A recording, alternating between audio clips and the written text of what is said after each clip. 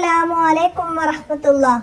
5ാം ക്ലാസ്സിന്റെ തജ്വീദിന്റെ മറ്റൊരു മോഡൽ ചോദ്യപേപ്പറുമായിട്ടാണ് വന്നിട്ടുള്ളത്. നമുക്ക് ചോദ്യങ്ങൾ നോക്കാം, ഉത്തരങ്ങൾ മനസ്സിലാക്കാം. ബിസ്മില്ലാഹിർ റഹ്മാനിർ റഹീം. ആദ്യം ശരി നൽകാനാണ്. നമുക്ക് നോക്കാം. വിശുദ്ധ ഖുർആൻ അവതരണത്തിന്റെ തുടക്കം ഹിറാ ഗുഹ. 2 ഖുർആൻ അവതരിച്ചത് 23 വർഷം കൊണ്ട്. അത് ടിക്ക് ചെയ്യാം. 3 ഖുർആനിലെ സൂറത്തുകളുടെ എണ്ണം 114. അത് ടിക്ക് ചെയ്യാം. ഖുർആനിലെ മക്കിയായ സൂറത്തുകൾ അപ്പൊ അവിടെ 86 സൂറത്തുകളാണ് മക്കിയായ സൂറത്തുകൾ. അപ്പൊ ഇവിടെ ഓപ്ഷനിൽ 8, 6 ഇല്ല, ഇത് 7, 6 ആണ്, മാറിപ്പോയതായിരിക്കും. അപ്പൊ 86 എന്നതാണ് നമ്മളവിടെ മനസ്സിലാക്കേണ്ടത്.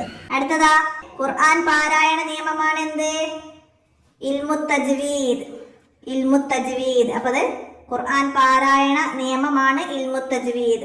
അടുത്ത എന്താണ്? യോജിപ്പിക്കാനാണ്. ഇവിടുന്ന് ഇതിന് യോജിച്ചത് എടുക്കണം.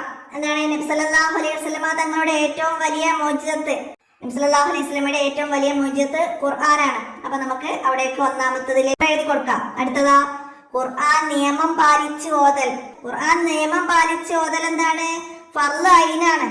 നമുക്ക് എഴുതി കൊടുക്കാം. അടുത്തതാ അർത്ഥം ചിന്തിച്ച് സാവധാനം പാരായണം ചെയ്യലാണ് എന്ത്? തർത്തീല്. അർത്ഥം ചിന്തിച്ച് സാവധാനം പാരായണം ചെയ്യുന്നതിന് തർത്തീല്. 3 മിതമായ വേഗത്തിൽ പാരായണം ചെയ്യലാണ് തദ്വീറ്. ഖുർആൻ പഠിക്കാനും പഠിപ്പിക്കാനും വേണ്ടി ഓതുന്നതാണ് തഹ്കീക്ക്. ഇനി എന്താണ്? 3 വീതം എഴുതാനാണ്. എന്താണ്? ഖുർആൻ ഓതുന്നതിന്റെ മര്യാദകളെ കിബിലയിലേക്ക് തിരിയുക, മിസ്വാക്ക് ചെയ്യുക, തലമറയ്ക്കുക. ഇനി എന്താണ്? ഉത്തരം എഴുതാനാണ്. ഖുർആനിന്റെ മറ്റൊരു പേരാണ് അൽ ഫുർഖാനുൽ അലീം. നമുക്ക് അടുത്ത ചോദ്യം നോക്കാം. എന്താണ്? ഖുർആൻ ശപിക്കും ആരെ?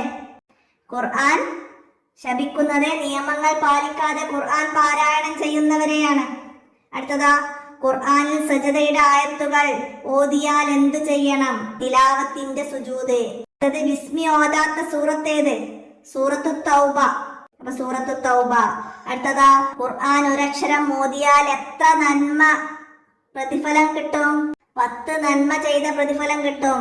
ഖുർആൻ ഒരക്ഷരം ഓതിയാൽ 10 നന്മ ചെയ്ത പ്രതിഫലം കിട്ടും. ഇനി വ്യക്തമാക്കാനാണ്. മുസ്ഹഫ് എന്നാൽ എന്ത്?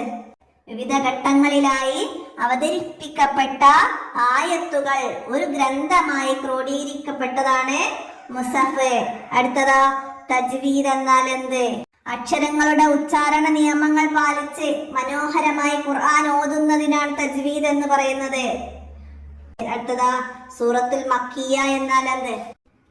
നബി സല്ലല്ലാഹു അലൈഹി വസല്ലമ തങ്ങളുടെ ഹിജ്റക്ക് മുമ്പ് മക്ക ജീവിതകാലത്ത് അവതരിപ്പിക്കപ്പെട്ടതാണ് സൂറത്തുൽ മക്കിയ. അതുപോലെ സൂറത്തുൽ മദനിയയും മനസ്സിലാക്കണം.